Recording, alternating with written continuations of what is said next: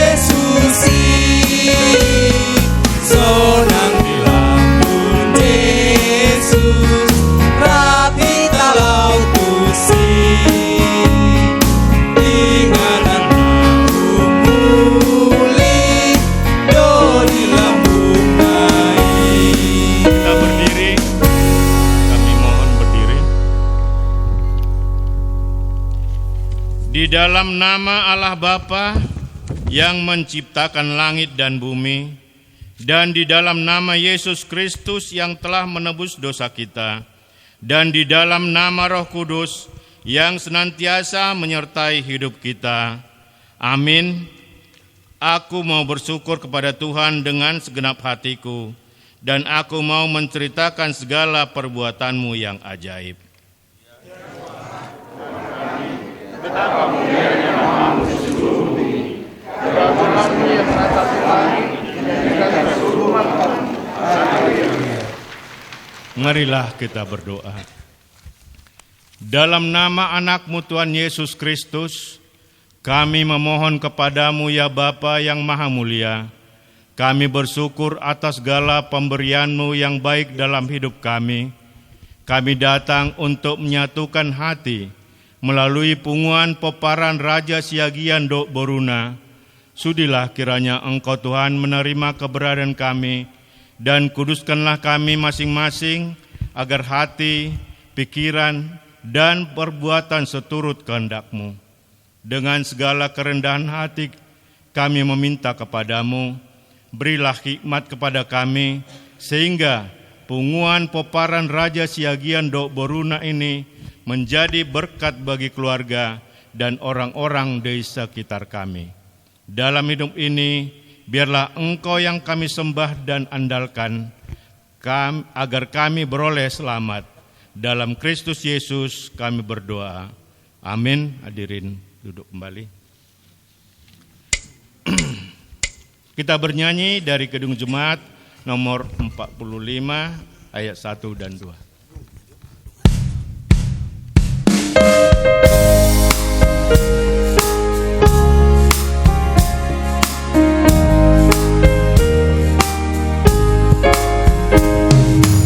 Hidup kita yang benar haruslah mengucap syukur, dalam Kristus bergema, janganlah tergebur.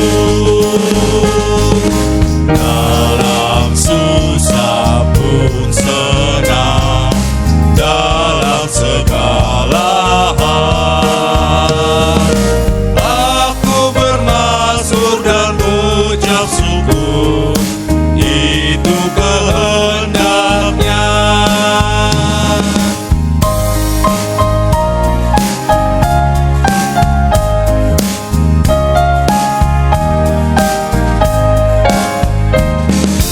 Biar badai menyerang, biar ombak menyerang, aku akan bersyukur kepada Tuhanku.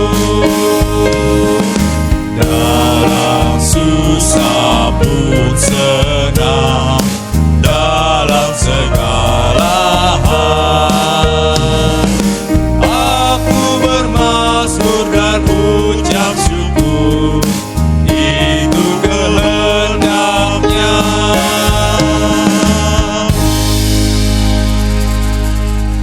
Firman Tuhan yang telah ditetapkan bagi kita untuk minggu ini tertulis dalam kitab Yosua pasal 1 ayat 7 sampai dengan 9 dan 2 Timotius 4 ayat 7 sampai dengan 8. Kita baca secara responsoria.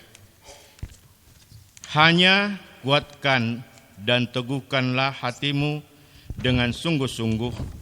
Bertindaklah hati-hati sesuai dengan seluruh hukum yang telah diperintahkan kepadamu oleh hambaku Musa. Jangan engkau lupa memperkatakan kitab Taurat ini, tetapi renungkanlah itu siang dan malam, supaya engkau bertindak hati-hati sesuai dengan segala yang tertulis di dalamnya. Sebab dengan demikian perjalananmu akan berhasil dan engkau akan beruntung. Bukankah telah kuperintahkan kepadamu, kuatkan dan teguhkanlah hatimu, janganlah kecut dan tawar hati, sebab Tuhan Allahmu menyertai engkau kemanapun engkau pergi. Pengurus lama.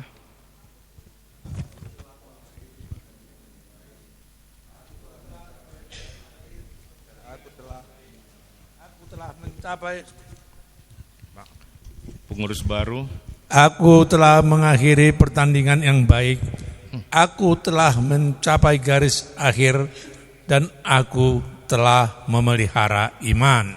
Dilanjut pengurus baru. Sekarang telah tersedia bagiku mahkota kebenaran yang akan dikaruniakan oleh Tuhan, Hakim yang adil pada harinya, tetapi bukan hanya kepadaku, melainkan juga kepada semua orang yang merindukan kedatangannya. Demikian pembacaan firman Allah. Berbahagialah orang yang mendengar firman Allah serta memeliharanya. Amin. Amin.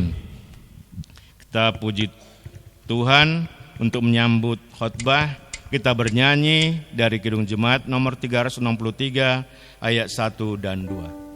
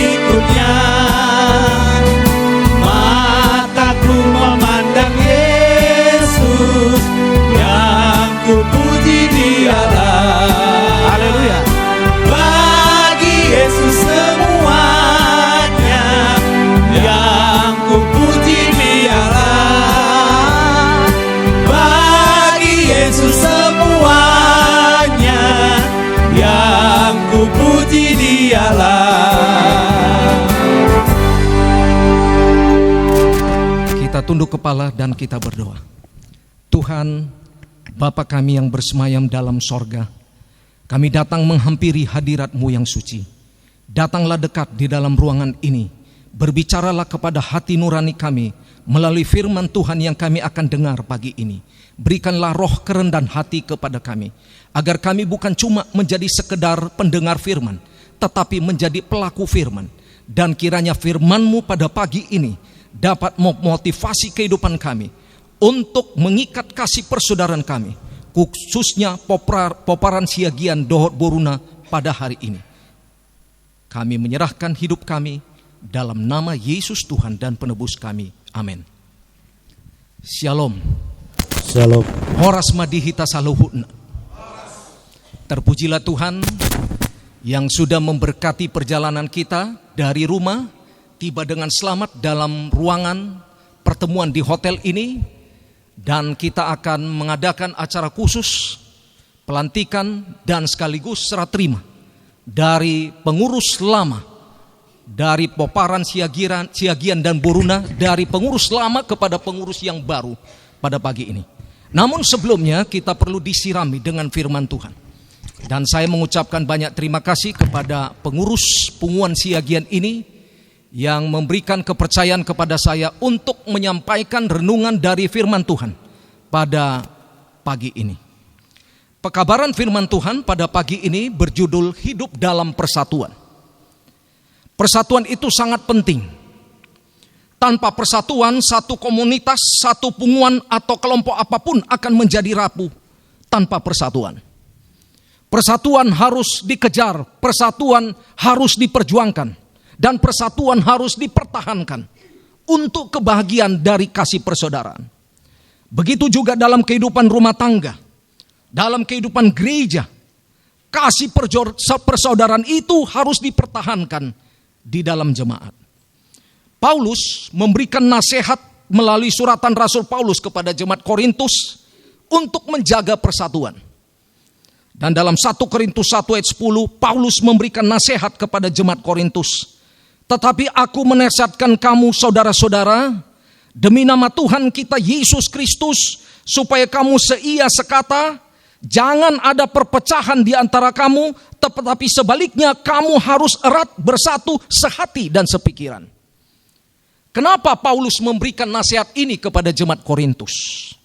Karena di jemaat Korintus terjadi perpecahan. Ada pengikut Kepas, ada pengikut Apolos, ada pengikut Paulus, dan ada pengikut Petrus. Saudara sekalian, coba bayangkan kalau dalam satu gereja, satu punguan, ada pengikut Eporus ini, ada pengikut pendeta ini, ada pengikut situa ini, maka akan terjadi gejala perpecahan, saudara-saudara sekalian.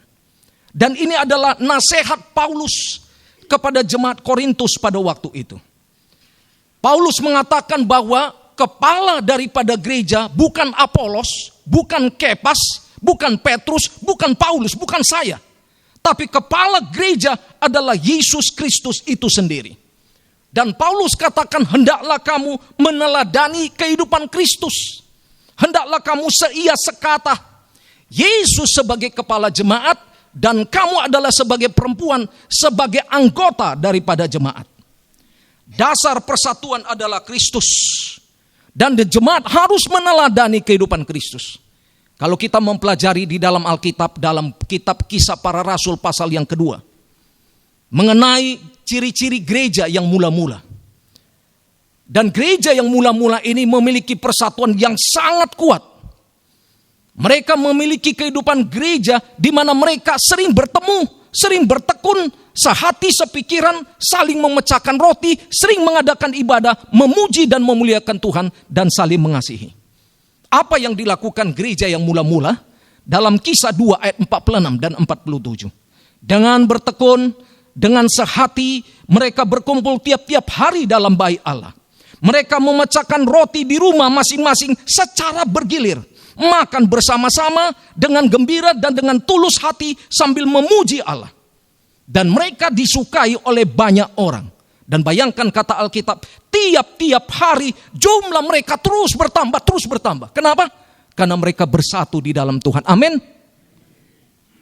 Gereja yang mula-mula semakin lebih sering berkumpul, semakin lebih sering mengadakan kebersamaan dalam ibadah, mereka semakin akrab, bertumbuh dalam kerohanian dan semakin dikuatkan. Seringkali terjadi keributan, perpecahan dalam jemaat, bahkan dalam punguan bisa saja terjadi. Karena boleh jadi ada beberapa orang yang merasa dirinya lebih hebat, lebih menonjol, lebih eksklusif daripada yang lain. Kalau dalam satu keluarga, satu komunitas, satu punguan seperti ini, ada orang yang merasa dirinya lebih utama, sombong, menonjolkan kepentingan pribadi, menonjolkan dirinya, menuduh dan menghakimi orang lain, mencari kesalahan, maka akan terjadi perpecahan dalam hubungan yang tidak harmonis. Seringkali karena masalah kecil, perpecahan di keluarga bisa terjadi. Boleh jadi rebutan harta setelah orang tua meninggal. Boleh jadi masalah-masalah kecil di dalam rumah tangga. Ketika jemaat kita bersatu, ketika punguan siagian ini bersatu, ketika rumah tangga kita bersatu, iblis pun akan gentar dan tidak akan beroleh keuntungan atas diri kita. Kerukunan, persatuan, hidup dalam damai harus terjadi dalam kehidupan keluarga besar kita. Punguan siagian dohot boruna. Itu sebabnya ada ayat nasihat yang indah kepada kita. Dalam Mazmur 133 ayat 1, sungguh alangkah indahnya apabila saudara diam bersama dengan rukun. Dan ini adalah ayat untuk menciptakan keharmonisan. Kalau kita mempelajari Alkitab, maka kita akan dapati seringkali ketika Tuhan memberikan nasihat, Tuhan meminta kita untuk belajar dari alam. Belajar dari lingkungan di sekitar kita. Belajar bahkan dari binatang kecil. Kalau saudara baca ayat Alkitab Matius 6 ayat 25, Yesus katakan kepada muridnya, kepada kita, karena itu aku berkata kepadamu, jangan khawatir akan hidupmu, akan apa yang hendak engkau makan, apa yang engkau akan minum, jangan khawatir pula akan tubuhmu, akan apa yang engkau akan pakai. Yesus katakan jangan khawatir. Tapi Yesus menyuruh kita untuk belajar dari alam. Mengatasi kekhawatiran dalam Matius 6 ayat 26, Yesus katakan, pandanglah burung-burung di langit yang tidak menabur dan tidak menuai dan tidak mengumpulkan bekal dalam lumbung, namun diberi makan oleh Bapamu yang di sorga. Ada apa terjadi dengan burung? Kenapa kita harus belajar dari burung mengatasi kekhawatiran? Penelitian membuktikan ada satu burung yang kecil yang namanya burung tilil emas. Burung ini hidup di Alaska, di benua Afrika, di benua Amerika. Dan kalau saudara pelajari, ketika makanan tidak tersedia di Alaska, maka burung ini akan berpindah ke satu tempat, namanya adalah tempat Hawaii. Dan bayangkan perjuangan burung ini akan terbang dari Alaska karena sudah terjadi musim salju, tidak ada makanan, dia akan pindah ke Hawaii. Dan dia akan bermigrasi ke Hawaii, terbang, bayangkan non-stop selama 88 jam. Menempuh jarak 4.000 km, bayangkan. Dari Alaska sampai Hawaii dengan kebasan sayap 250.000 kali. Coba bayangkan kalau burung ini sementara terbang dari Alaska ke Hawaii, lalu dia khawatir. Apa yang terjadi dengan burung ini? Dia akan jatuh dan dia akan mati. Tidak heran Yesus katakan mengatasi kekhawatiran. Yesus katakan, pandanglah burung-burung di langit. Dan Yesus katakan, bukankah kamu jauh melebihi daripada burung-burung ini? Dan saudaraku sekalian, burung tidak pernah mencoba membuat sarangnya lebih dari satu. Tapi kita manusia terlalu banyak sarang kita. Rumahnya di mana-mana, rukonya di mana-mana. Itu sebabnya burung tidak khawatir, saudara-saudara. Coba bayangkan, sekalipun burung belum punya persiapan makanan untuk sepanjang hari, ketika bangun pagi hari, burung bersiul. Gantinya berkeluh kesah. Kita bangun pagi lupa berdoa, lupa membaca Alkitab. Tidak heran kekhawatiran itu terlalu besar kita hadapi. Dan Yesus katakan, kamu harus belajar dari alam, belajar dari binatang kecil. Ini hal yang sederhana. Dan kalau saudara membaca Alkitab, Alkitab pun memberikan petunjuk kepada saudara dan saya bagaimana menjaga persaudaraan, menjaga persatuan, untuk belajar dari binatang kecil di sekitar kita. Kalau kita baca dalam Amsal 30 ayat 27, Alkitab katakan belalang tidak mempunyai raja, namun bayangkan semuanya berbaris dengan teratur. Belalang, saudara-saudara. Seekor belalang yang melintasi dan melompat ladang tampaknya tidak ada artinya kalau seekor belalang. Namun ketika mereka bergabung belalang ini, sekawanan belalang, mereka akan bisa melalap semua tanaman yang mereka lewati. Belalang menunjukkan kekuatan kerjasama demi kepentingan bersama. Apa yang tidak dapat mereka lakukan sendiri, dapat mereka selesaikan bersama-sama. Seberat apapun persoalan yang kita hadapi, seberapa besar pun tanggung jawab yang diberikan kepada kita, kalau kita akan bersama-sama bekerja sama seperti belalang, tidak ada persoalan yang tidak bisa diselesaikan dengan kuasa siapa? Dengan kuasa Tuhan. Dan kita keluarga besar Siagian dan Borunya dapat menjadi berkat ketika kita bersama-sama melakukan pekerjaan Tuhan dan pelayanan kepada kasih kekeluargaan. Yang kedua, Alkitab mengajak kita untuk belajar bukan cuma dari belalang. Alkitab juga mengajar kita untuk belajar dari semut. Kalau saudara baca Amsal 6 ayat 6, Alkitab katakan, hai pemalas, pergilah kepada semut. Perhatikanlah lakunya dan jadilah bijak. Saudara sekalian, semut bukan binatang yang pelit. Mereka selalu berbagi dengan teman-temannya, dengan koloninya. Ketika satu ekor semut berhasil menemukan sesuatu makanan, seekor semut akan memberitahu teman-temannya yang belum mendapatkan makanan. Apa yang dibuat oleh semut ini? Maka dia akan meninggalkan jejak-jejak kimia yang dia lalui untuk ke tempat makanan itu, saudara-saudara. Dan jejak kimia ini dilacak oleh semut-semut yang lain. Dan semut-semut yang lain akan datang begitu banyak ke tempat makanan itu. Dan kalau kita pelajari, saudara-saudara sekalian, semut adalah hewan yang suka berkoloni. Mereka tinggal bersama dalam sebuah sarang dan bahu-membahu cari makan. Tidak jarang kita melihat dua ekor semut saling bekerja sama membawa makanan yang besar untuk dibawa ke sarang mereka.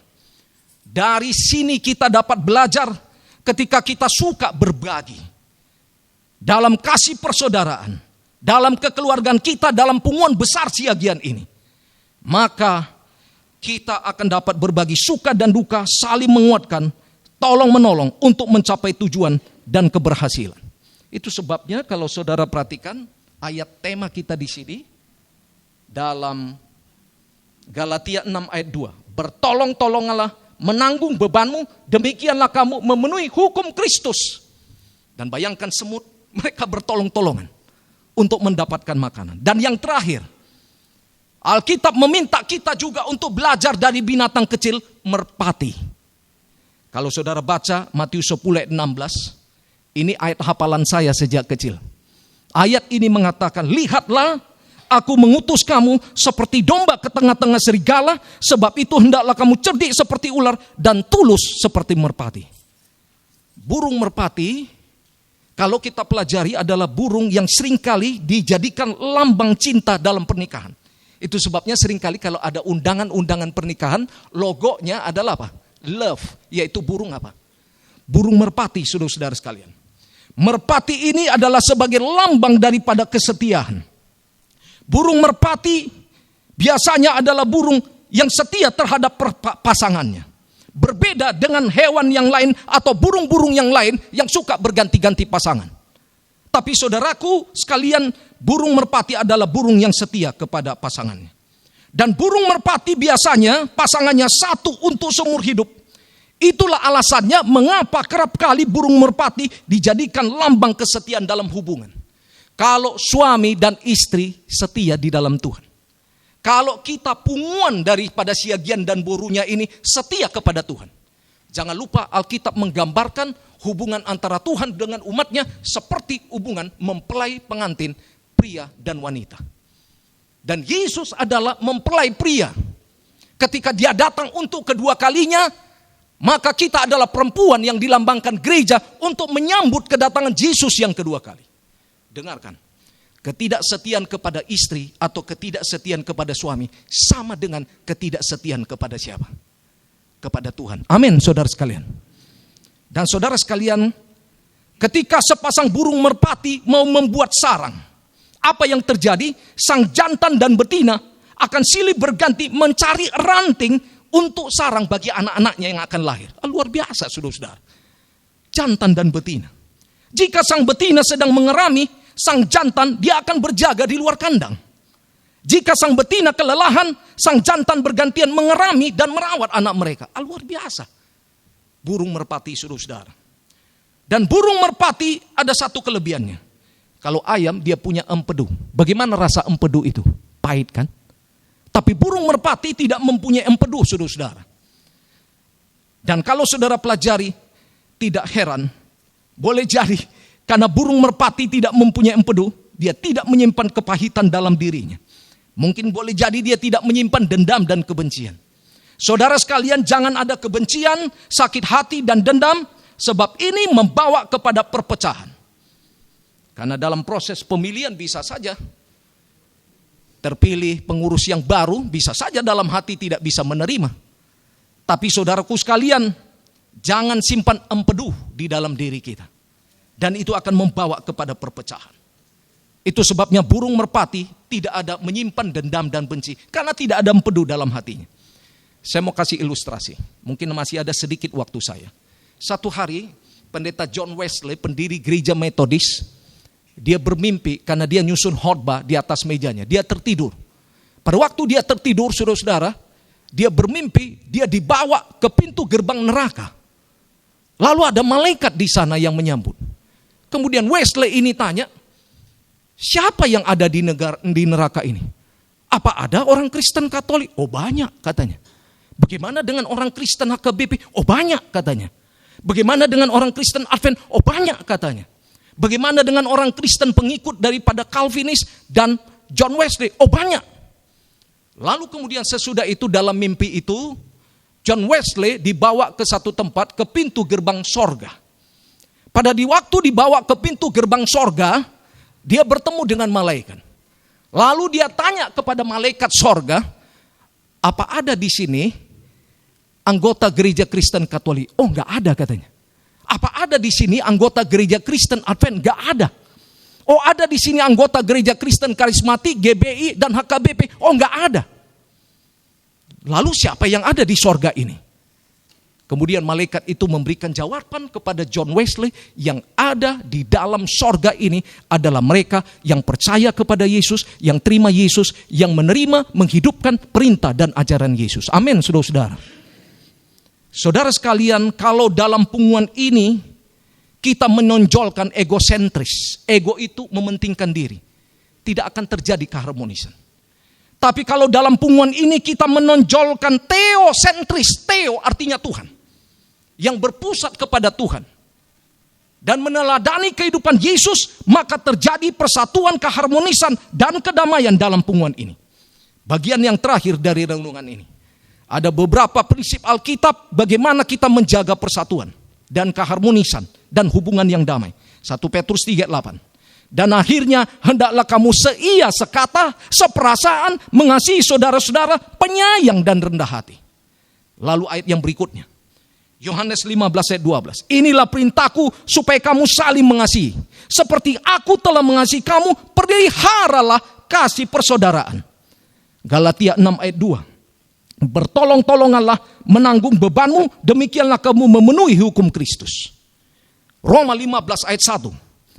Kita yang kuat wajib menanggung kelemahan orang yang tidak kuat. Dan jangan kita mencari kesenangan sendiri, kata Alkitab. Roma 12 ayat 10. Hendaklah kamu saling mengasihi sebagai saudara dan saling mendahului dalam memberi hormat. Filipi 2 ayat 3. Dan inilah yang Yesus lakukan. Dengan tidak mencari kepentingan sendiri atau puji-pujian yang sia-sia. Sebaliknya hendaklah dengan rendah hati seorang menganggap yang lain lebih utama dari dirinya. Kolose 3 ayat 13. Sabarlah kamu seorang terhadap yang lain. Ampunilah, maafkan seorang terhadap yang lain apabila ada seorang yang menaruh dendam dan benci terhadap kamu. Sama seperti Tuhan mengampuni kamu, perbuatlah juga demikian. Kembali ayat yang Tuhan berikan kepada kita. Mazmur 133 ayat 1 dan 3.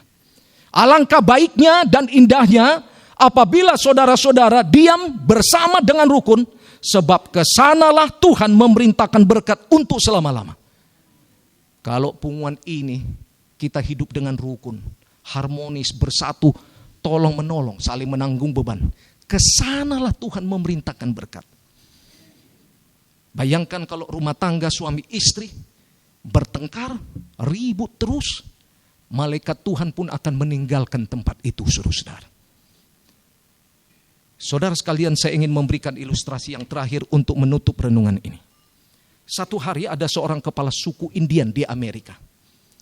Dia punya anak satu lusin, 12 orang, semua laki-laki.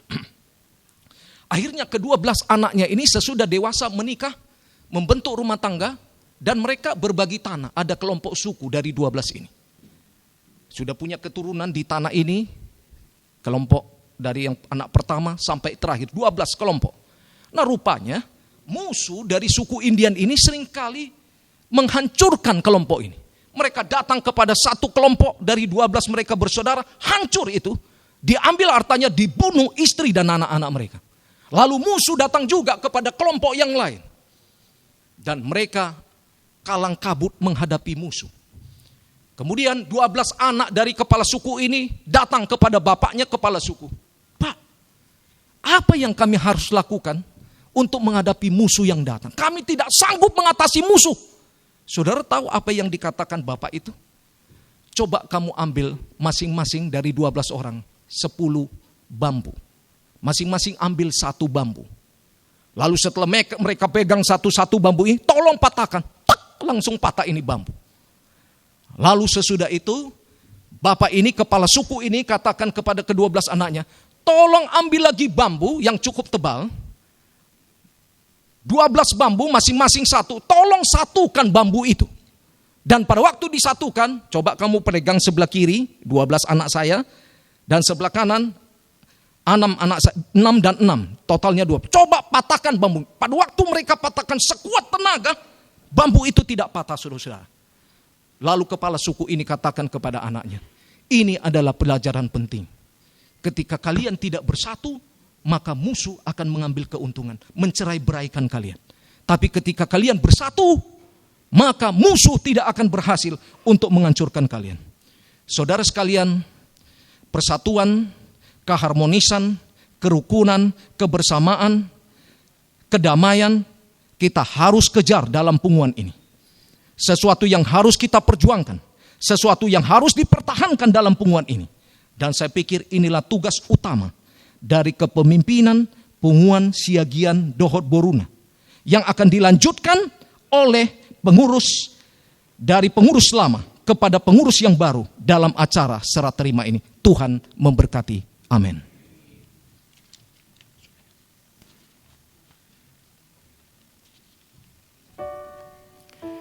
Ya, kita lanjutkan setelah khotbah.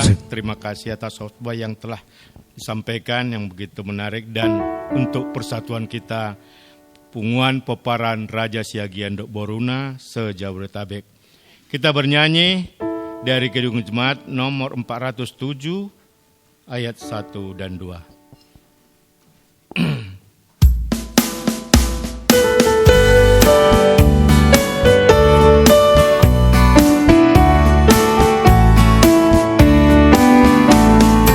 Tuhan, Kau gembala kami, tuntun kami domba-Mu.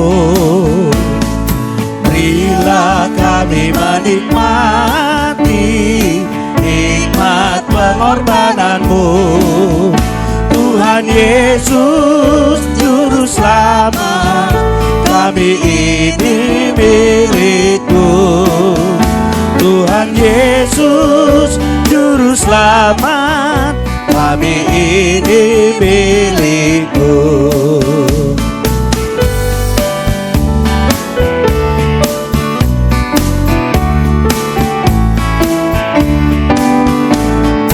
Kau pengawal yang setia, kawan hidup terdekat. Jauhkan kami dari dosa, panggil pulang yang sesat.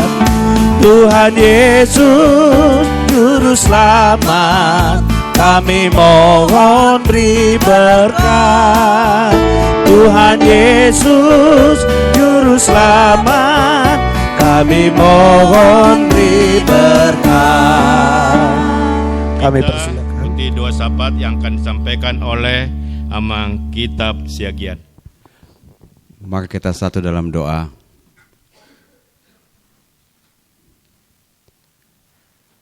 Bapa di surga, kami tiada henti-hentinya bersyukur, berterima kasih kepada Bapa Yesus, kepada Bapa kami yang begitu baik dalam kehidupan kami. Terlebih Bapa di pagi indah ini kami semua anak-Mu Tuhan, kekasih hati Yesus, yang tidak pernah berhenti juga Bapa mengucapkan syukur kami atas semua pertolongan-Mu dan cinta kasih Bapa yang Bapa berikan dalam hidup kami ini. Tuhan Yesus, kumohon kepada Bapa di surga, inilah punguan kami Tuhan Siagian, PPSB Bapa di surga se-Jabodetabek, yang sebentar lagi Tuhan ada pelantikan. Kepada Bapa aku serahkan sepenuhnya Tuhan, supaya kami menjadi orang yang baik, rendah hati, dan melakukan semua kebenaran firman-Mu di dalam kehidupan kami. Bapa di surga, seringkali kami anak-anak-Mu Tuhan rajin berdoa, rajin baca Alkitab, rajin gereja, rajin melayani, tetapi sifat kami, kelakuan kami tidak sesuai dengan kehendak-Mu Tuhan. Karena itu kumohon kepada Bapa di surga, firman-Mu tadi Bapa sudah menegur kami, supaya kami selalu seia sekata untuk membangun punguan ini Tuhan, menjadi berkat bagi keluarga Siagian, terlebih untuk kemuliaan nama Bapa Yesus. Aku percaya Tuhan, kuasa mujizat-Mu selalu Bapa nyatakan di dalam kehidupan kami. Kumohon juga kepada Bapa di pagi indah ini Tuhan, seluruh punguan Tuhan yang hadir keluarga Siagian di pagi ini, urapi berkati Bapa melimpah dari surga Tuhan Yesus. Bahkan yang tidak datang pun di pagi ini, Bapa juga yang mengurapi memberkati mereka melimpah dari surga. Aku percaya Tuhan Yesus, semua acara Bapa, pertama, pertengahan, dan sampai akhirnya, semua aku serahkan kuasa pengasihan-Mu, supaya acara itu berlangsung sempurna dan ada hikmat melimpah daripada Bapa di dalam kehidupan kami. Tolong kami Tuhan Yesus satu persatu, urapi kami Tuhan, sehingga kami semua menjadi anak-Mu yang baik, yang taat, melakukan kehendak-Mu Bapa di dalam kehidupan kami. Di atas segala itu Bapakku yang baik, ampuni kami atas semua dosa-dosa kami dan kelakuan kami tidak berkenan di hati-Mu. Karena kami yakin dan percaya Tuhan, Bapalah Maha Pengampun, Maha Pengasih, Maha Penyayang di dalam kehidupan kami ini. Inilah doa kami Tuhan Yesus yang jauh daripada sempurna. Sempurnakanlah doa kami ini hingga doa kami Bapa berkenan di hati Yesus. Dalam nama Bapa kami berdoa, bermohon dan bersyukur. Amin. Amin.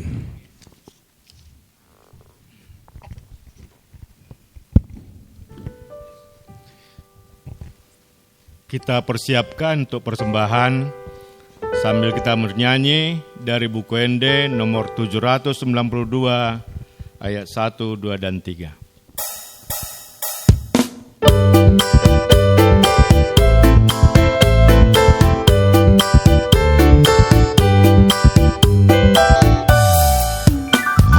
Pasu-pasu hami oh Tuhan, usehon badamei. Saya pehot tangan di Tuhan, lehot tua gogomi. Di portibion ban maaf Tuhan, kahaba orang di rohan. Tuna marsaki, tuna dangoli, gabe pangapuli.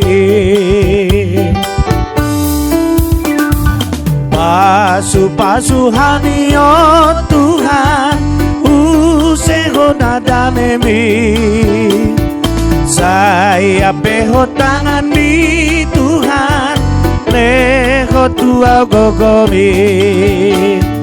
Di portibion ban maaf Tuhan, onang maralo dosa. Di ban gogomi kalu musui si polis pangagoi.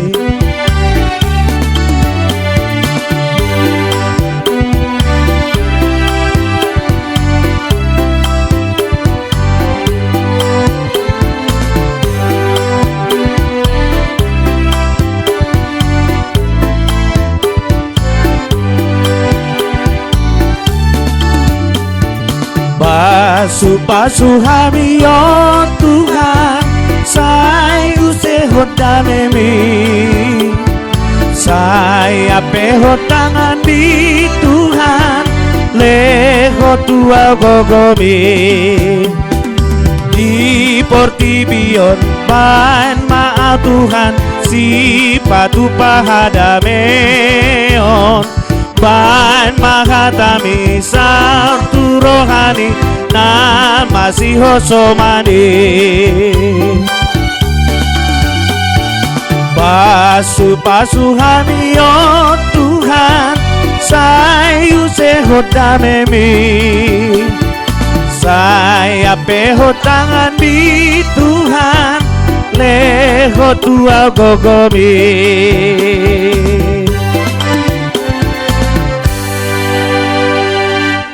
Kita tunduk kepala dan kita berdoa. Bapa yang mengasihi kami naikkan syukur dan terima kasih oleh karena Tuhan sudah memberkati ibadah kami pagi ini. Meteraikanlah firman Tuhan yang kami sudah dengarkan dengan kuasa Roh-Mu, agar kami dapat menghidupkan persatuan, mengikat kasih persaudaraan kami, khususnya keluarga besar dari Punguan, Poparan, Siagian, dan Boruna sejabodetabek ini. Dan biarlah kasih kemurahan Tuhan yang memberkati masing-masing kami melalui firman-Mu ini, agar melalui persatuan, maka berkat Tuhan akan menjadi bagian kami. Tuhan akan memerintahkan berkat bagi Punguan ini, dan kiranya nama Tuhan ditinggikan.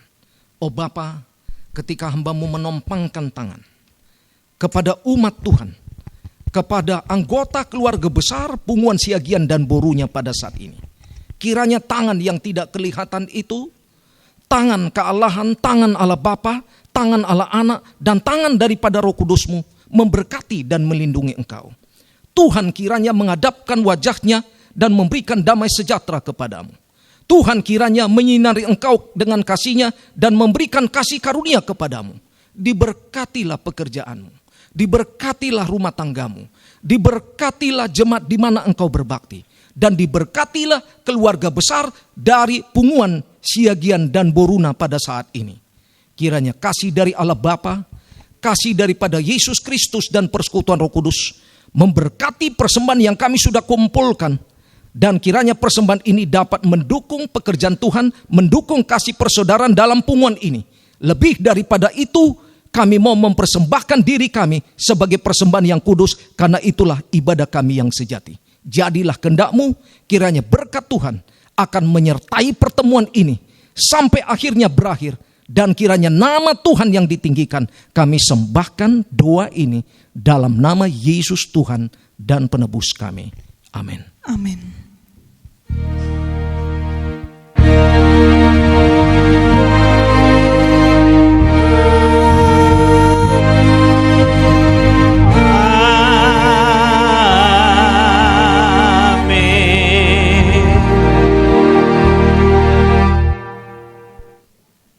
Berarti aku yang kesini kali. Boleh.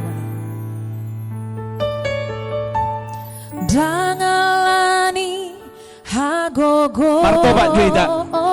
Asongan narami itu. Boya mardalan di ngoluko. Altonako nadilam buki. Bungso boyao songono.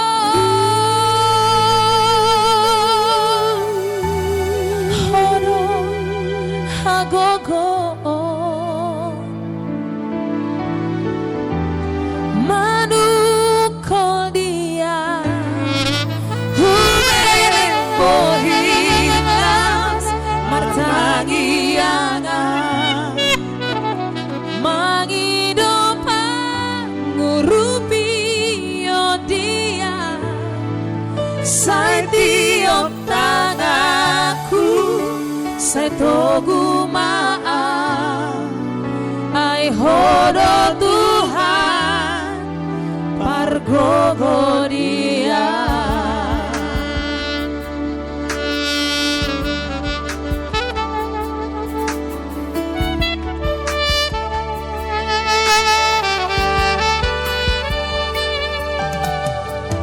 Dangalani hagogo oki Boya mardalan di ngoluko Altonako nadilam buki Tungso boyao songono Hodo hagogo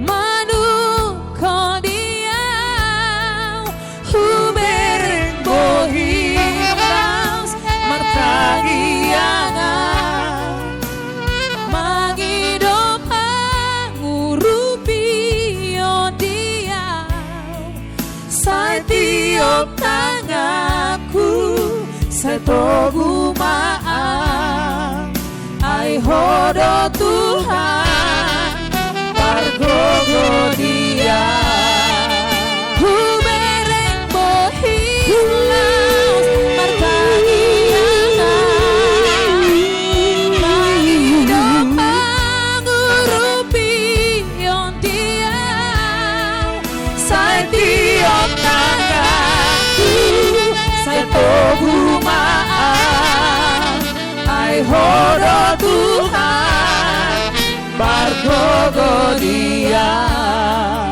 Ai hodo Tuhan Pargogo dia